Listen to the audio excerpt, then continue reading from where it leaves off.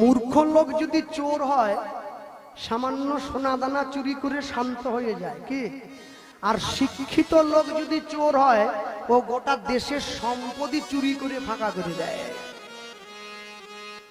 বাড়িতে কর্মচারী যদি একটা কাঁচের গ্লাস ভেঙে দেয়, মালিক বেতন থেকে 20 টাকা কেটে নেয়, গ্লাস ভেঙেছে।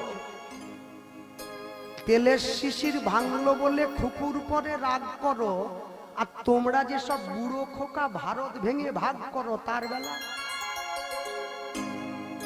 মনে রাখবেন, সব সময়ের জন্য পৃথিবীর মাটিতে দাঁড়িয়ে ভগবানের বিদ্যেকে ছাপিয়ে, ঈশ্বরকে ছাপিয়ে মানুষ যদি তার উপরে উঠে চলে যেতে চায়, ভগবান আমাদেরকে আমাদের সীমাটা দেখিয়ে দেয়। তোমার ওই পর্যন্ত সীমা, তার বাইরে আসতে চেও না। কোনদিন ঈশ্বরের অস্তিত্বকে অস্বীকার করবেন না। ঈশ্বরের অস্তিত্বকে স্বীকার করতে শিখুন, তাকে ভালোবাসতে শিখুন, তাকে সব সময়ের জন্য মনে প্রাণে জায়গা দিতে শিখুন। বলো, হনুমান যখন লঙ্কায় গিয়েছিল তার লেজে আগুন লাগিয়ে দেওয়া হয়েছিল, মুখটা পুড়ে গিয়েছিল। কেন? লেজের আগুনটা মুখে লেগেছিল। তা আগুনটা গোটা গায়ে লাগলো না, শুধু মুখে লাগলো।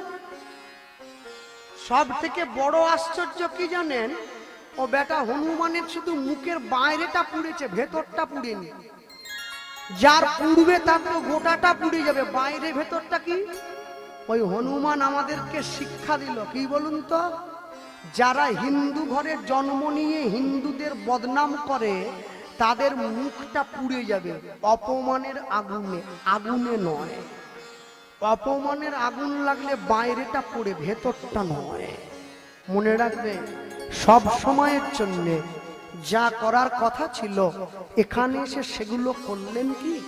আর যদি নিজের কর্তব্য ঠিক মতো করতে পারেন, ওই দেখো বুক চিরে রাম সীতাকে দেখিয়ে দিয়েছে।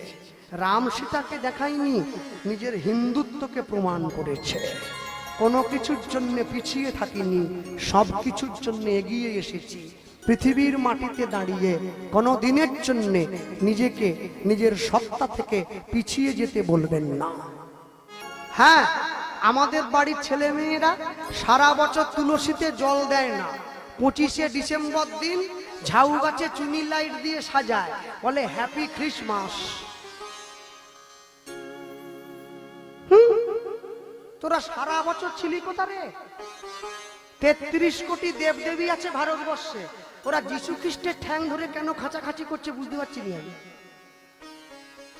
মনে রাখবেন, কোন খ্রিস্টান দুর্গা পূজা করে না, কিন্তু বাঙালিরা 25শে ডিসেম্বর পালে।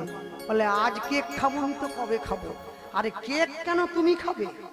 হ্যাঁ, তোমার ভালো লেগেছে বাজার থেকে কেক এনে খাও, 25শে ডিসেম্বরেই তোমাকে খেতে হবে, এরকম মাথার দিকে দিয়েছে। যে বাড়ির ছেলে মেয়েরা মাধ্যমিক পরীক্ষা দিল এই কদিন আগে, রাগ করো না কেউ বাবা, আমাদের গান ছিল কলকাতাতে, আমরা দেখছি ওরা মারুতিতে বসে পরীক্ষা দিতে যাচ্ছে, মারুতির মধ্যে বসে বই খুলে নিয়ে বসে আছে। পড়ার দরকার ছিল বাড়িতে, পড়ছে এসে গাড়িতে। এবার রেজাল্ট বেরিয়ে গেছে, ইংরেজিতে 5 পেয়েছে। আমরেল্লা বানান লিখতে পারেনি বলে গলায় দড়ি দিয়েছে। সে কি ফেসবুকে ছবি আর ভিডিও। মেয়ের মায়েরা আবার স্কুলের সামনে দাঁড়িয়ে সরকারকে প্রতিবাদ জানাচ্ছে, আমার মেয়েরা ইংরেজিতে হোয়াটসঅ্যাপ করে, তারা কি লিখতে পারেনি, আপনি বললে শুনবো নাকি? ওরে মা আমার, ইংরেজিতে মেসেজ করা আর ইংরেজিতে পরীক্ষা লেখা কি এক হলো নাকি? হ্যাঁ, যখন তোমার পরীক্ষার পড়ার দরকার ছিল তখন তুমি পড়োনি, আজকে পড়েছো। সারা বছর না পড়ে পরীক্ষার আগের দিন পড়ে যেমন নাম্বার পাওয়া যায় না, সারা জীবনে হরি নাম কৃষ্ণ নাম না বলে মরার সময় বলতে গেলে মুখে আসে না। সারা বছর ধরে বলতে হবে, তবে মুখে আসবে। একটু একটু করে ছেলেটা বড় হচ্ছে, আজকে 15 বছর বয়স হয়ে গেছে। মাকে গিয়ে বলছে, মা বাড়ির গরুগুলো আমায় একটু দাও। মা বলে, গরু নিয়ে কি করবি? জঙ্গলে গিয়েছিলাম, বলে আজকে যেতে দেবো না। তাহলে গরু যদি না দেবে, বাড়ির জালটা একটু আমায় দাও। জাল নিয়ে কি করবি? যাব নদীতে জাল ফেলার জন্য। জালটা হাতে নিয়েছে, জালটা হাতে নিয়ে যাচ্ছে নদীতে জাল ফেলার জন্য। বাঁকুড়া জেলায় ঢুকতে গেলে নদী একটা পড়ে, যে নদীটার নাম হচ্ছে বাঁকা নদী, এখনো পর্যন্ত আছে। ছেলেটা জালটা হাতে নিয়ে যাচ্ছে সেই নদীতে জাল ফেলার জন্যে।